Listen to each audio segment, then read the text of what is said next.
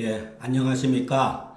한문학 강좌 TV를 맡은 한의사 이한영입니다. 예, 전 시간에 이어서 계속 그 사마천의 그 공자 세가편 마지막 부분을 한번 같이 알아보겠습니다. 제가 목소리가 뭐 한 일주일 내내 안 좋았는데 그래도 어제 오늘 지금서부터 조금 목이 조금 풀렸어요. 한 이틀 쉬었다가 도저히 안 되겠다 싶어서 그냥 진행하기로 했습니다. 자, 그 공자 이 당시에 그 공자를 따르던 무리들이 한 3천 명 정도가 됐었다고 합니다. 뭐 3천 명을 뭐 다 제자라고 할 수는 없고 그냥 보통 우리가 공자를 따르던 그런 무리들이 한 3천 명 됐었는데 그 가운데 실질적으로 몸소 육례에 그 통한 사람들이 예악사어 서수 이게 예전에는 우리가 보통 그 예전 사람들이 공부라고 하는 거는 소위 말해서 공자 때 공부라고 하는 것은 육례를 공부하는 거예요. 육례 다른 게 아니라 우리가 지금은 공부한다고 하는 거는 뭐 국어, 영어, 수학, 뭐 사회, 자연, 어떤 과학, 물리 이런 거의 뜻이 옛날에는 예악, 사어, 서수 이렇게 6가지 어떠한 그 과목을 공부를 하는 거예요. 거기에 통한 사람들이 어느 정도 그 통했던 사람들이 72명이나 됐었다. 뭐 그 중에서도 또 그 공자의 십철이라 그래가지고 10명 정도는 아주 뛰어난 정말로 제자죠. 14년 경신에 자 제가 그랬죠. 이렇게 몇 년도 어느 왕의 몇 년도에 어느 달 이런 게 우리는 공부하는 입장에서 그렇게 뭐 한문 공부는 중요하진 않지만은 서지학 역사적인 관점에서는 이와 같은 게 굉장히 중요한 거예요. 굉장히 중요한 거라는 거 여러분 알고 계셔야 돼요. 그래서 자꾸만 이런 데에 익숙해져야 돼요. 이와 같은 문화적인 배경에 대해서 익숙해져야 된다. 노나라 서쪽으로 수라고 하는 거는 가을에 사냥하는 걸 수라 그래요. 그러니까 봄, 여름, 가을, 겨울에 그 제사 지내는 것도 이름이 다 달라요. 제사 지내는 이름과 또 사냥하는 이름도 다 다르다는 거. 요런 정도는 알고 계시면 됩니다. 그리고 횡린하니 서쪽에서 사냥을 했는데 이상한 기이한 동물을 잡았어요. 근데 이게 도대체가 뭔지를 몰랐던 거예요. 그래가지고 공자는 워낙 뛰어난 사람이고 공자는 거의 뭐 진짜 박물 할 정도로 여러 가지 모든 거에 대해서 많이 알고 있었다고 하는 그 칭송도 있었기 때문에 그럼 공자한테 가서 공자는 분명히 알 거다. 그래서 공자 가서 보니까 기린이었다는 거예요. 그리고 그때 당시에 여기서 기록이 되어 있는 이 기린이 오늘날 우리가 알고 말하는 기린하고는 다르다는 거. 어떻게 보면 여기서 말하는 기린은 약간 상상의 그 동물일 수 있어요. 이게 정확히 뭔지는 모르니까. 그래서 공자가 춘추를 지었다. 왜냐하면 공자가 기린은 굉장히 상스러운 동물인데 기린은 성왕들 밝은 임금이 있을 때에 나타나는 짐승인데 요순우라든가 문무, 주공 같은 분이 계셨을 때 나오는 건데 주나라가 굉장히 좀 혼란한 상태였는데 기린이 나왔단 말이에요. 이게 시기적으로 안 맞는 거거든요. 그래서 공자가 거기에 그 감해가지고서 춘추를 졌다. 이것도 후세 사람들한테 많이 비판을 받아요. 공자가 기린 때문에 춘추를 지은 건 아니다. 기린을 설사 나타나지 않았다 하더라도 공자는 춘추를 기술하였을 것이다. 이런 식으로 말하는 분이 계세요. 그런데 우리가 춘추는 공자가 완전한 창작품이냐라고 생각하시면 안 돼요.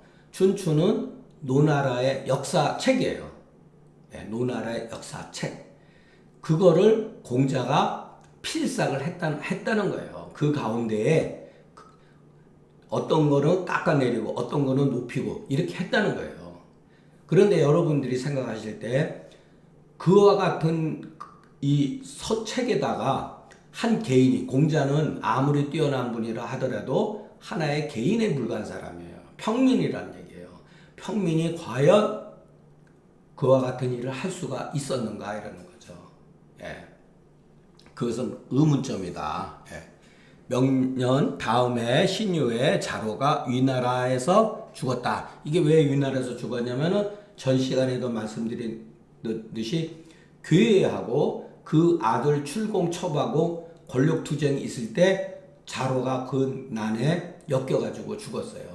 그 위나라에서 벼슬을 했던 사람이 두 분 있었는데 자로하고 자고였는데 자고는 살아나왔고 자로는 죽었어요. 그 자로가 또 죽은 거에 대한 그 고사 같은 경우도 굉장히 유명한 얘기가 있어요. 그건 나중에 시간이 여유가 있을 때 강의하기로 하겠습니다. 16년 임술 4월 길축에 공자가 돌아가시니 그때 나이가 73세였다. 노나라 성 북쪽 사상에다가 장사를 지냈다, 모셨다. 네, 공자의 제자들이 모두 여기서 심상이 뭐냐 이거를 여러분 체크해 보셔야 돼요. 심상은 뭐냐면 제자들이 복을 하는데 심상 3년을 지냈다는 거예요. 그게 뭐냐면은 상복을 입지 않고 마음으로써 아버지가 돌아가셨는데 실질적으로 공자는 아버지가 아니잖아요. 선생님이지. 그렇기 때문에 상복은 입지 않고 마음으로 슬퍼했다는 거예요. 그 이유는 뭐냐면은 공자가 돌아가셨을 때 제자들이 모여가지고 이게 이제 선생님 상을 어떻게 치를 것이냐, 상복을 입어야 되느냐, 입지 않아야 되느냐 이런 말들이 있을 거 아니에요. 근데 그때 자공이 뭐라 그랬냐면은 그 전에 보니까 선생님이 아내는 정말 뭐 수제자고 그 공자의 그 도를 계승하려고 했던 그 정말로 애지중지했던 제자였는데 일찍 요절했잖아요. 그때 아내가 죽을 때하고 자로가 죽을 때 보니까 선생님이 상복을 입지 않았다. 마음으로만 자식처럼 슬퍼하셨다. 마찬가지로 우리도 선생님을 마음으로 슬퍼하자 이렇게 한 거예요. 3년을 모셨다는 거예요. 근데 오직 자공만이 무덤 곁에다가 운막을 쳐가지고서 뭐 조선시대 그랬었죠. 여러분 그 부모님 하면 그 옆에다가 그 거적 같은 거 깔고 거기서 이렇게 그냥 거처할 수 있게끔 지냈다는 거예요. 그리고 무려 3년을 더 했다는 거예요. 그래서 무려 6년을 자공은 상을 했다는 거예요.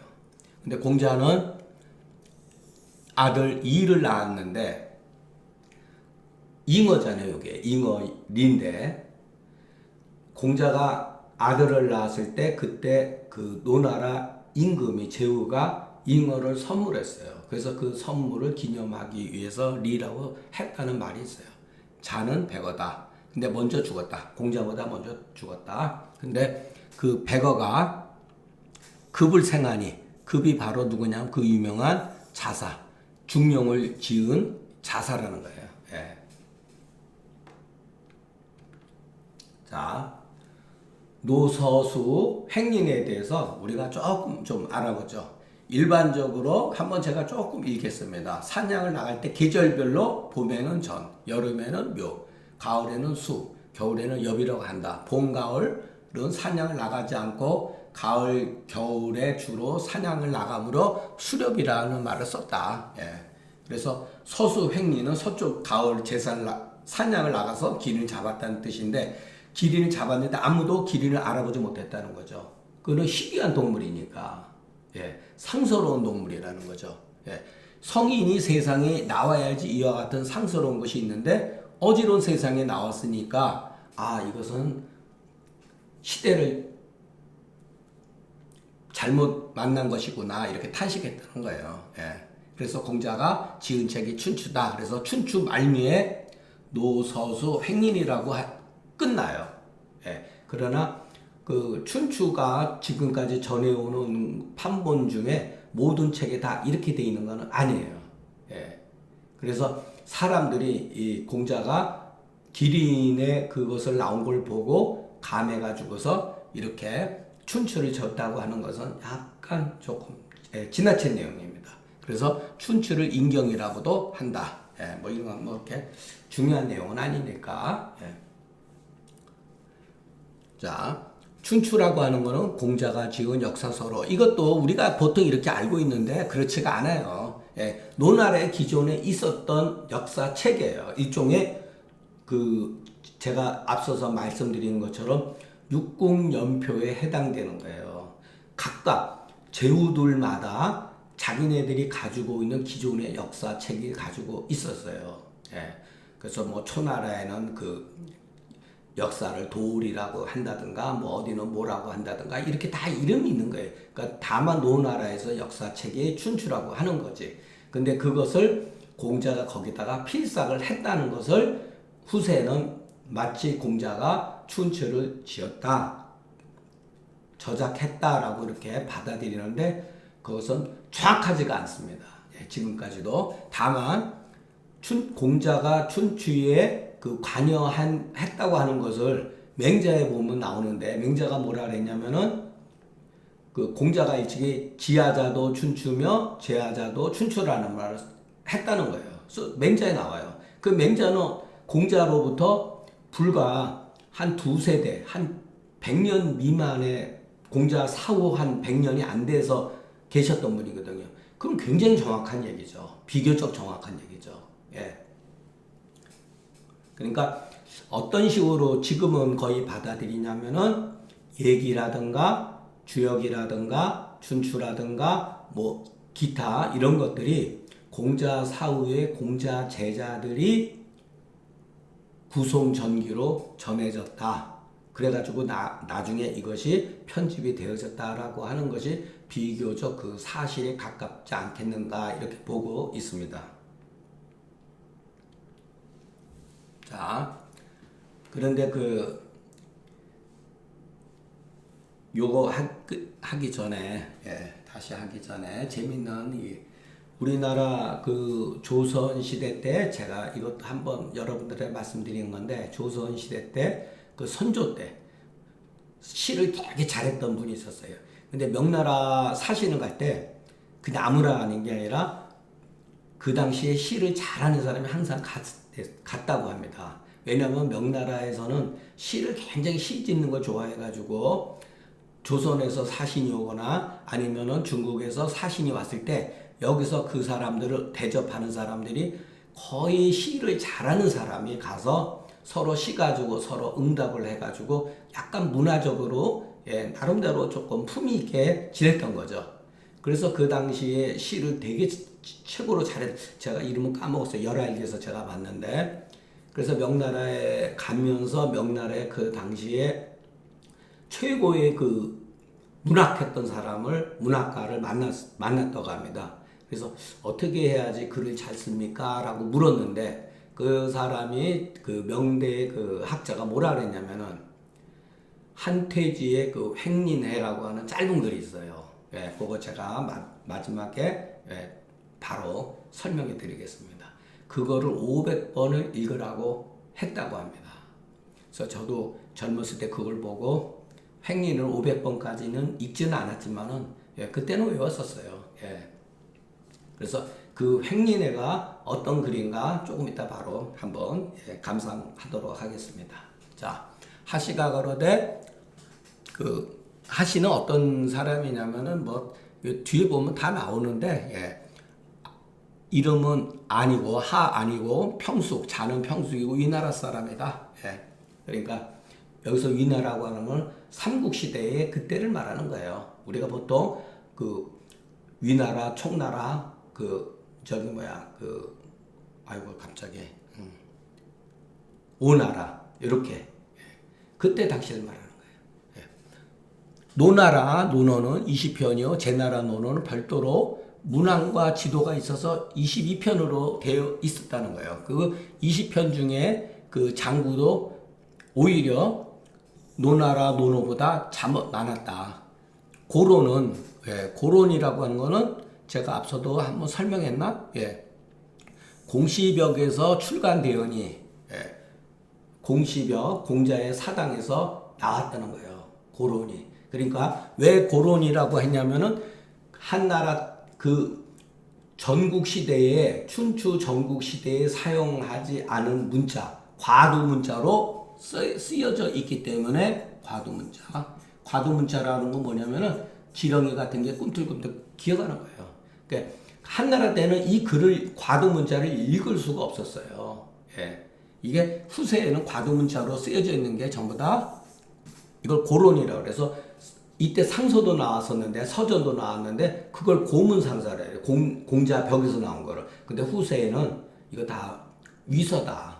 누군가가 그거를 이 과두문자로 해가지고 조작한 거다라고 거의 판명이 됐습니다. 그래서 이거는 그렇게 그 신빙성이 없어요. 그러니까 중국 사람들이 그 문헌에 대한 조작 이거는 수천 년 역사를 가지고 있어요. 이거는 꼭 중국뿐만이 아니라 불교도 마찬가지고 그러고 성경도 어떻게 보면 마찬가지입니다. 성경도 여러 번 그 소위 말해서 위경이라는 게 그 우리가 보통 보고 있는 그 구약과 신약 말고도 많은 종류의 그 위경들이 있다고 그러잖아요. 마찬가지예요. 그러니까 누군가가 과도문자로서 이렇게 썼다는 거죠. 거기에 보니까 요활, 하장, 자장문 이렇게 해서 나누어 가지고서 이거 나누어서 한 편으로 만들고 또 자장을 두 편으로 해서 무릇 21편이 되었다. 뭐 저는 이런 거 잘 무슨 말인지 모르겠어요. 왜냐하면 고론을 보질 못했기 때문에 그 편차가 그 제나라와 노노와 같지가 않다. 그러니까 차이가 조금 있다는 거죠. 근데 우리가 지금 읽고 있는 노노는 바로 제나라 노노와 노나라 노노의 그것을 합본이라고 보시면 돼요. 여기 지금 우리는 노노를 20편으로 되어 있는데 22편을 그냥 20편으로 만들어 놓은 거죠. 자, 그리고 그 노노에 대해서 그 정자가 해놓은 말들을 이제 주자가 조금 편집해 놓은 건데 한번 보기로 하죠. 정자가 그러되 노노의 글은 대체로 유자와 증자의 문인에 의해서 만들어진 거다. 고로 그 글 가운데 오직 이자 이 두 사람을 자로서 칭했다. 보통 사람들은 그 이름을 이 자를 쓰거든요. 이 자를 썼는데 오직 유자하고 유약과 증자 이름 원래 3이거든요. 증자라고 그래 표현했다는 거예요. 그거로 봐서는 이 두 사람의 문화생들이 논어를 편집하는 데에 사실적으로 관여한 것이 추측할 수가 있다는 거죠. 그건 뭐 설득력이 있다고 봅니다. 또 정자르되 그 논어를 읽는데 읽고 나서도 전혀 전혀 변화가 없는 사람이에요. 전혀 변화가 없는 사람. 전혀 아무런 일이 없는 것 같은 사람. 그리고 논어를 읽고 마친 이후에 그 중에 한두 구절 정도 얻어가지고 좋아하는 거. 나는 뭐 하기 씻을지 불령열 그 구절이 참 좋다. 이렇게 말하는 사람도 있다는 거예요. 또 읽고 나서 그 좋아하는 경우 알고 좋아하는 경우가 있다는 거예요. 이런 사람도 있다는 거예요. 논어가 참 좋다. 그리고 어떤 사람은 읽고 나서 지교 부지, 수지 무지, 족지 도지. 손이 춤추고 손이 막 이렇게 넝실넝실 우리가 음악이 나오면 손이 막 움직이게 되고 다리도 이렇게 뭐라 그러죠? 이렇게 춤추는 게 무용이라 그러죠? 무도. 그렇게 동화된다는 거예요. 이거는 최고의 경지를 말하는 거예요. 자기 스스로가 그러니까 수지무지, 족지도지 하는 것을 모르는데 느끼지 못한다는 거예요. 이거는 굉장히 감화를 받았다는 거죠. 그러니까 이런 종류의 사람들이 있다는 거예요. 논어를 읽고 나서 그냥 그렇지 이러고 어느 구절이 좋아, 비교적 좋아 예, 이런 사람이 있고 이런 경우도 있다. 예. 정자가로되 오늘날 사람들은 독소라고 하는 것, 회라고 하는 것은 능하지 못하다. 요즘 말로 그냥 이해하다 이래도 돼요. 예. 불의 독소로다 그러면 이게 약간 회라는 거는 송대의 그 당시에 쓰던 일종의 사투리라고 합니다. 예. 독소에 능하지 못했다. 예. 그 정자가 봤을 때, 송나라 때 그 당시 사람들은 마치 논어를 읽는데 읽지 않을 때도 이 사람이요. 읽고 나서도 또한 그냥 이 사람일 뿐이다. 이런 것은 일찍이 읽었다고 할 수가 없다. 아무런 변화가 없는 경우, 예, 그것을 말하는 겁니다. 그러니까 이 글은 정자애가 논어에 대한 평가한 이 글은 주자가, 그러니까 정자가 여기서 이런 말하고 저기서 이런 말하고 이런 것들을 모아가지고 논어에 관한 글들을 모아가지고 이렇게 모아는 거예요. 중요한 글만. 예. 정자가로되 여기서 이라고 하는 것은 예, 이름이에요. 예, 정이, 예, 정호, 정이 두 형제분인데 여기서는 이예요. 내가 그 17, 18세로부터 논어를 읽었을 때 당시에 이미 문우를 이미 알고 있었다. 그런데 읽고 오랜 세월이 지난 뒤에 더욱더 그 의미가 심장하다라는 말 쓰죠. 예, 의미가 심장한 것을 느꼈다. 예. 나이가 먹고 나서 의미가 더 깊어졌다는 거죠. 예. 요게 행린해 그 한태지의 한태지 한유 당나라 때 대문 중국 문학사에서 그 한문두시라 그래요. 한문두시. 한유의 문장과 두보의 시. 이 정도로. 딱 두 사람 하려면 한문두시라고 할 정도로 한태지는 당나라 이제 거의 말기 사람이에요. 예, 혼란한 그런 시기에 태어났었죠. 예. 예. 요 짧은 글인데 우리가 한번 읽어보겠습니다.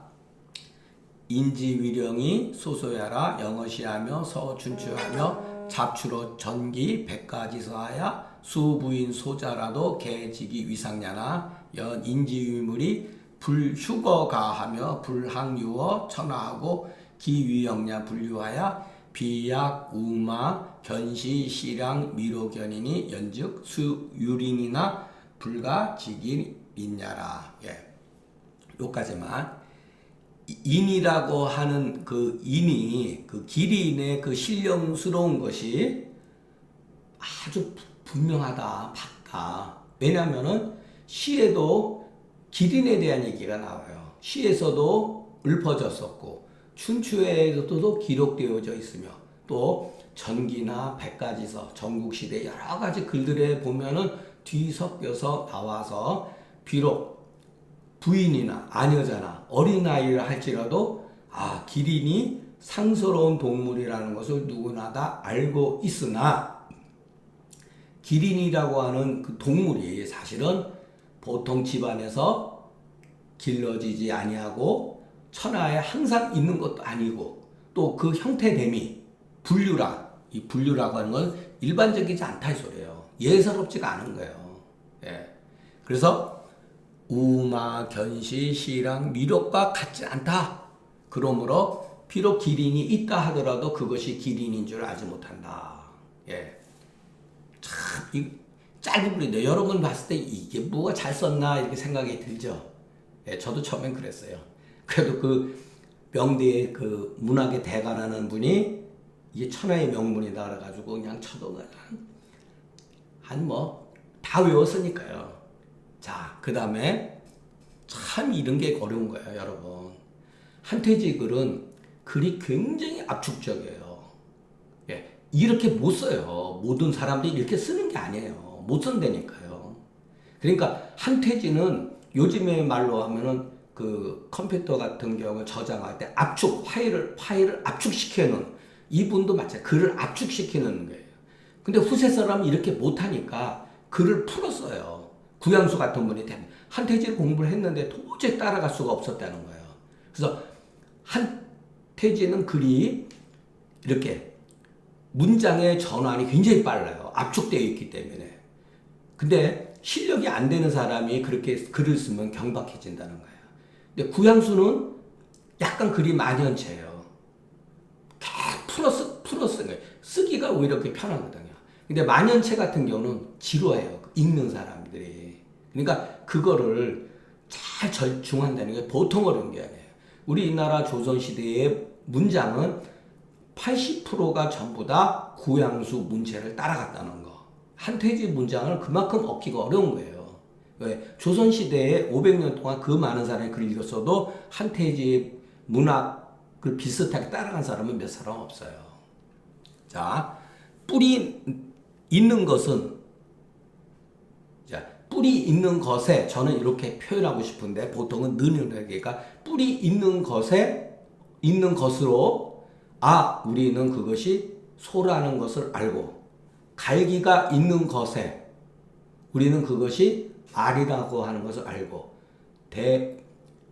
개와 돼지와 이리와 뭐 승냥이나 사슴과 이런 것들은 내가 그것이 개와 돼지와 이리와 승냥이와 사슴이라고 하는 것을 알지만은 오직 기린만은 내가 알 수가 없으니 알 수가 없다면 이렇게 불가지니 이렇게 토가 어렵죠. 이럴 때 불가지인된 가히 알 수가 없다면 이래서 그것이 상서롭지 못한다고 이르는 것이 또한 마땅하다. 비록 그러나 기린이 출함에 반드시 성인이 위에 있다. 위는 뭐죠? 천자를 말하는 거죠. 천자의 위치.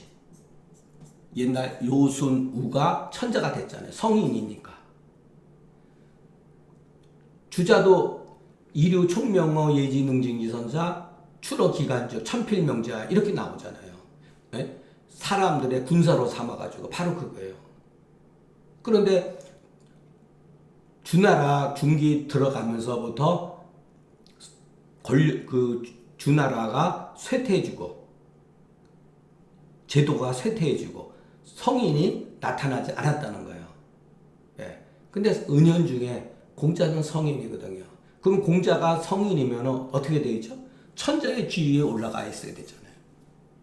그러니까 공자가 죽을 때 명왕이 불응이다 그랬어요. 명왕이 일어나지 않아서 자기가 위에 갈 수가 없었다는 거예요. 그러니까 그 뜻은 미묘한 거예요. 그러니까 공자 같은 성인이 위에 있어야 되는데 있지 못한 거죠. 그러니까 반드시 성인이 제후에 있어야 되니 인지출에 리는 성인을 위해서 나타나는 거다. 그러니까 리는 성인을 위해서 나타나는 것이다.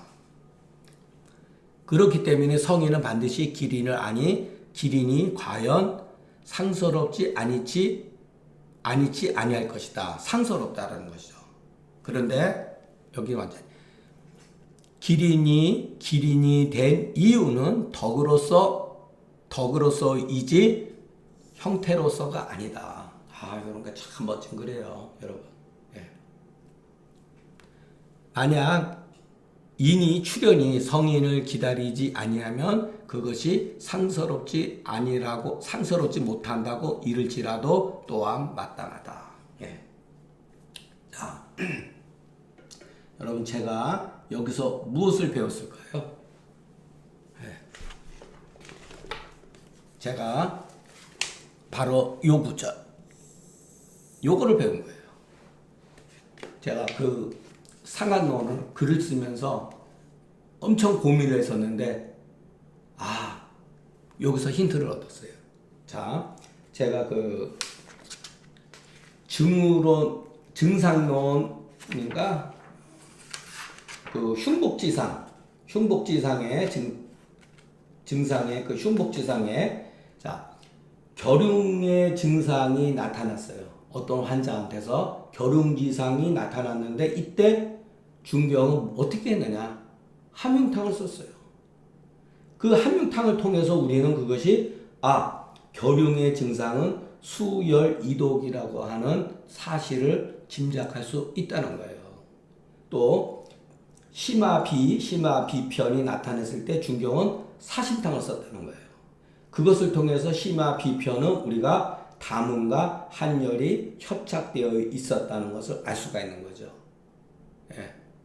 그러니까 흉역고만이라든가 동계라든가 복만이라든가 소복고만을 통해 가지고 그와 같은 상이 증상이 드러나면은 거기에 따라서 장준경은 뭐 소시오탕이라든가 연계출감탕이라든가 대승기탕이라든가 또는 소복고만일 때 도인승기탕을 썼다는 거예요. 아, 그래서 이것은 조시구나. 조시 때문에 그런 거구나. 이것은 어혈 때문에 그런 거구나. 이런 것을 우리가 알 수가 있다는 거예요. 그러니까 이게 정확한 것은 아니죠. 어떻게 갈기가 있는 게 꼭 말뿐이겠습니까? 뿌리 있는 게 어떻게 소뿐이겠습니까? 그렇지만 일반적으로 글을 쓸 때는 이런 식으로 쓴다는 거. 우리가 우리 주위에 있는 동물 가운데, 가축 가운데 뿌리 있는 거는 기본적으로 소잖아요. 예. 그러니까 그런 뜻으로 받아들이면 됩니다. 제가 목이 조금 뭐랄까 풀리면은 나중에 이걸 한번 송독해서 올리겠습니다. 자, 오늘 강의는 여기서 마치고 다음 주서부터는 아주 중요한 그 논어 그 학위편서부터 강의를 시작하겠습니다. 경청해 주셔서 감사합니다.